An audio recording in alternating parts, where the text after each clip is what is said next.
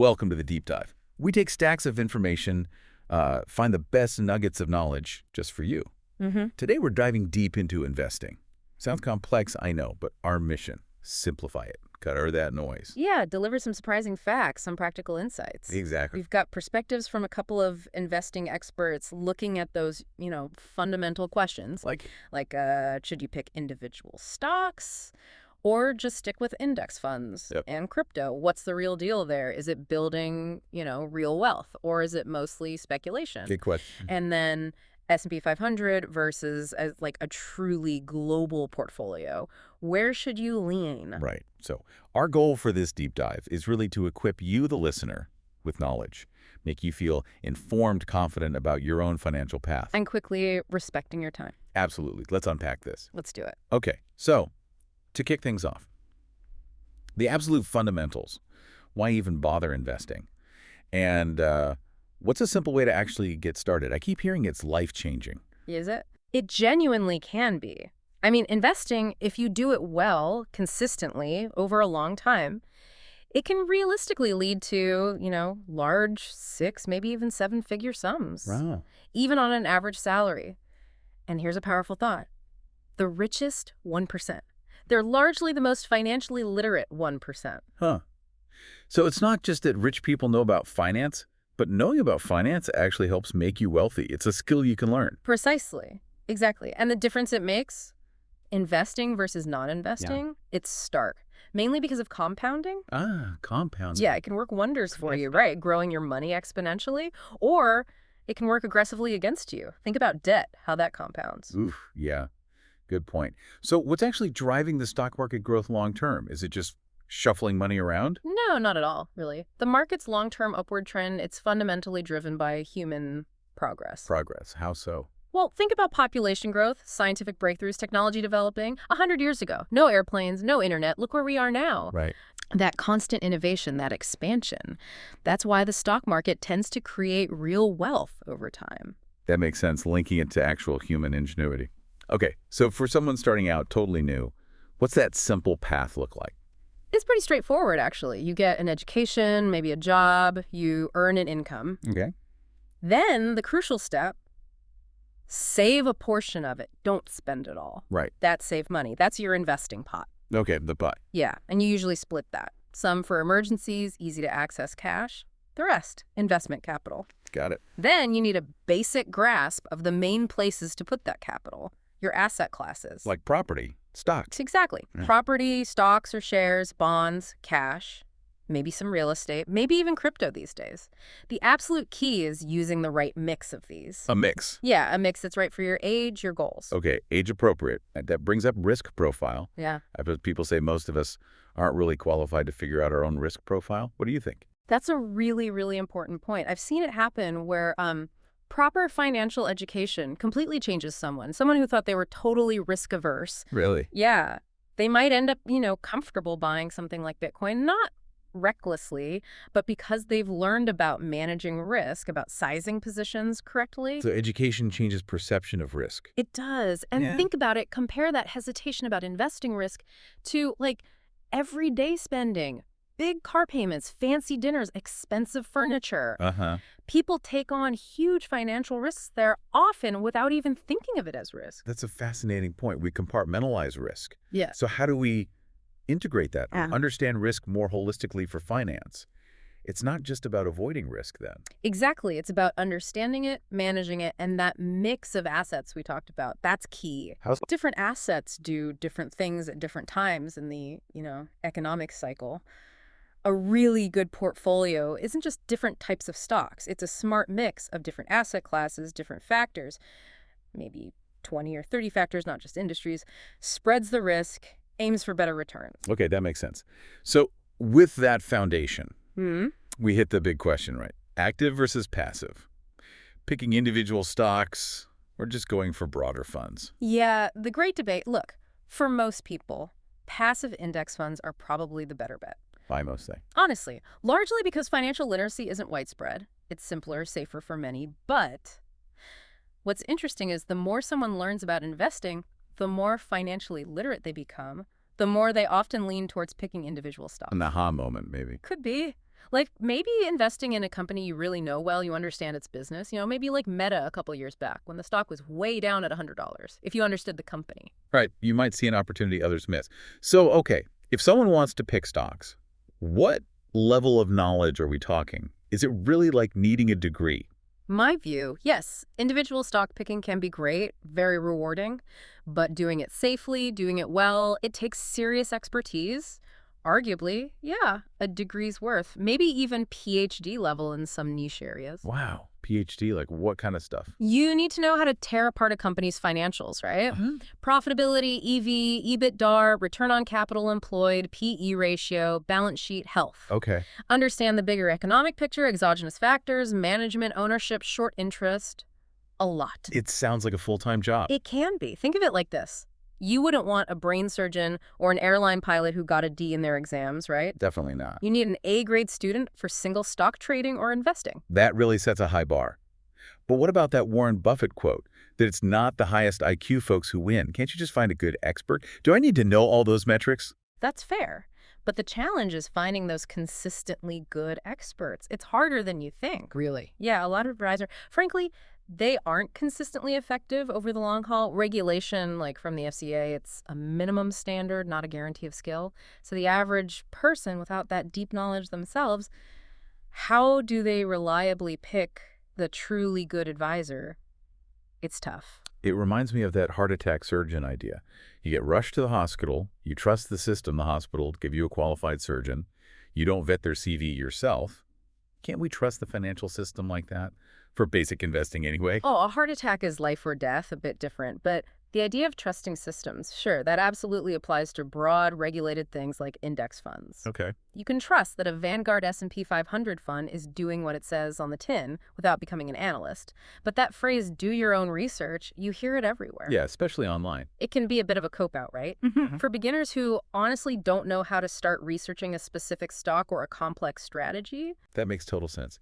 And it leads to another thing that gets confused, I think, especially now with crypto and influencers.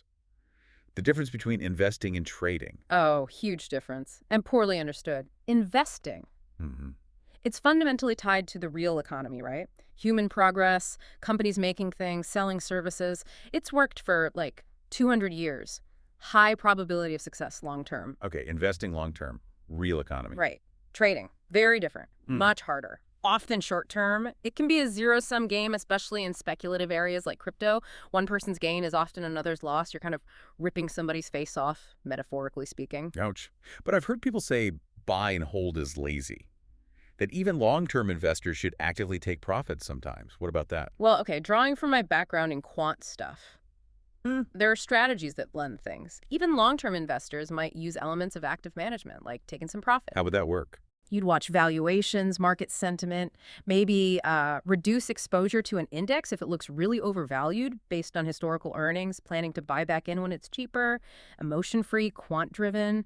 Maybe use technical signals like RSI, Bollinger Bands, stochastics, EMAs. Well, like selling the S&P 500 back in February if certain signals looked frothy. Exactly. Maybe forward PEs looked high. Technicals like RSI and stochastics were way up in the overbought zone above 80. You might sell, then wait for buy signals like RSI hitting 30 to get back in. Okay, that sounds really complex. And the percentage of people, even pros, who can consistently time that right must be tiny. Tiny. Very, very small. And the danger, as you mentioned, is social media. TikTok driving young people straight into trading, skipping investing altogether. And the result? Sadly, stats show something like 80% lose money, get burned, and just give up on finance entirely, which is a tragedy. Yeah, because they miss out on the long-term benefits of actual investing. Exactly. And what gets missed often, even by amateurs trying to invest, not just trade, having a sell plan before you even buy. A sell plan. Yeah. Knowing your exit strategy. When would you sell? Why? Even great long-term investors like Buffett have clear criteria for holding or selling. It's fundamental risk management. That's a really practical point. It reminds me of an analogy. Mm-hmm. Learning to drive your finances, especially investing, takes about the same time as learning to drive a car. Maybe 10, 20 hours for the average person. That's a brilliant comparison. Think about it. In the UK, something like 80% of adults have a driving license. Right. But the number who learn to properly drive their finances, maybe less than 1%. Tiny fraction. Wow. And you don't need to be a car mechanic to drive, right? Right. Just knowledgeable enough to operate it safely. Right. The mechanic is the specialist. Exactly. Being the mechanic, that's like being the pro trader, the deep dive stock picker, Yes. driving the car. That's like being a sensible, broad market investor. It highlights that difference between foundational knowledge and deep specialism. Perfectly put. Okay, absolutely need to shift gears now. Mm. The really contentious one. Crypto. Real wealth or just speculation? Ah, yes. Crypto. It's a critical question from my perspective. Look at the sheer scale. $0 to $3 trillion in valuation. Huge numbers. Huge. But compare the verifiable real wealth it's produced, jobs, tax revenue, actual economic activity compared to traditional investments. You know, capital building factories, buying planes, funding tangible innovation, it's comparatively little. And even with Bitcoin's wild ride, $500 to over 100,000. Most estimates suggest 80% of people still lost money. How? Buying high, selling low. Exactly. Lack of psycho-emotional discipline. Yeah. Panic selling, FOMO buying. And for young people, taking risks is good, but maybe apply that energy more to your career than purely speculative investments. This get-rich-quick thing, fueled by social media. It often ends badly. We see it with celebrities, athletes going broke. I hear you, but aren't there any jobs in crypto? It's new. Maybe it's a sort of hidden economy not showing up in stats yet. Oh, sure, there are roles emerging, definitely. And yes, it's new, regulation is evolving, so maybe some is hidden, but the scale of real economic impact still seems tiny compared to the capital involved. Right. Think what $3 trillion could do in the traditional economy. Buildings, factories, mines, green energy. So much more tangible value for society that get-rich-quick hype. It just overshadows the real, maybe smaller innovation and unfortunately ruins finances for many who lack that literacy. Okay, but then, what about the big players? BlackRock, Fidelity, Goldman Sachs, they're getting into crypto. Doesn't that legitimize it? Aren't they embracing it for their own books? That's a really common misunderstanding. Very important to clarify. These are businesses. They see demand for crypto products, so they provide them. As a service. Exactly. They act as market makers. They help clients buy and sell, offer access, and they make money doing that. They are not significantly betting their own corporate balance sheets on crypto like they do with traditional stocks or bonds. So it's not like they suddenly believe Bitcoin is the future for their own core investments. Not in a major balance sheet way, no. It's like Vanguard owning, say, 8% of lots of companies. That's not Vanguard itself trying to control the world. It's them holding those shares on behalf of millions of ordinary investors in their index funds. It's market making, providing access. Okay, that distinction is crucial. Yeah. So looking ahead, is crypto always going to be mostly speculation, or will it find real widespread use? People talk about Bitcoin as digital gold, especially with bond market worries, maybe the dollar system changing. Those digital gold arguments, they are compelling, definitely worth considering, especially with the current macro picture, potential weaknesses in traditional finance, but it should probably still be treated as a speculative investment. Size it appropriately in a portfolio, usually a smaller slice. It's like the internet back in 1999. How so? You knew the internet was going to be massive, world-changing, but did you know which companies would win? Excite, Lycos, Yahoo, Google, Nokia, Apple. Good point. Winners weren't obvious. Exactly. The long-term winners in the crypto space, still very unclear. And what about actual uses, like payments? Do we need crypto payments when Visa and MasterCard are already so efficient, so cheap? That's a very practical hurdle, isn't it? Visa, MasterCard, billions of transactions daily, super efficient, low cost, plugged into every bank. Yeah. What seems more likely maybe is that those existing players, Visa, MasterCard, they start exploring or even adopting blockchain tech, maybe even crypto, within their own systems. So integrating the tech, not replacing the network. Potentially. So maybe it's blockchain integrating into existing firms rather than whole new crypto networks taking over payments. And the issue with many project tokens, their value is often tied back to dollars anyway. And don't forget, some of those big crypto price jumps, they happen while the dollar itself is weakening. Right. The dollar's lost a lot of value since the 70s. Linked to M2, money supply growth. Precisely. M2 is that broad measure of money circulating cash, checking, easy to convert funds, print more money, each dollar can potentially buy less. Got it. Okay, let's tackle another big debate. S&P 500 versus a truly global index fund. For the average investor, where's the smarter bet? You seem to lean S&P 500 earlier as a starting point. I did, yes. And my preference for the S&P 500, especially as a starting point, comes from watching how big institutions often use global funds. It's frequently more for diversification checkboxes than a deep conviction they'll beat the S&P 500 consistently. Interesting. Plus, let's be real, not all countries are guaranteed to keep growing strongly forever, right? Emerging markets especially carry more risk than developed ones. Sure. And here's a key thing. The S&P 500 already gives you a lot of global exposure. Why? Because many huge international companies list on the NASDAQ Q first, then often move into the S&P 500. So global giants end up in the U.S. index anyway. Often, yes. And throw in the AI curveball. Yeah. Most experts expect AI to massively benefit the existing big tech companies, which are heavily concentrated in the S&P and NASDAQ Q. That strengthens the S&P case right now. Okay, strong points for the S&P. But what about the counterargument? Global funds. The S&P, even with global revenues, is super concentrated in U.S. companies, right?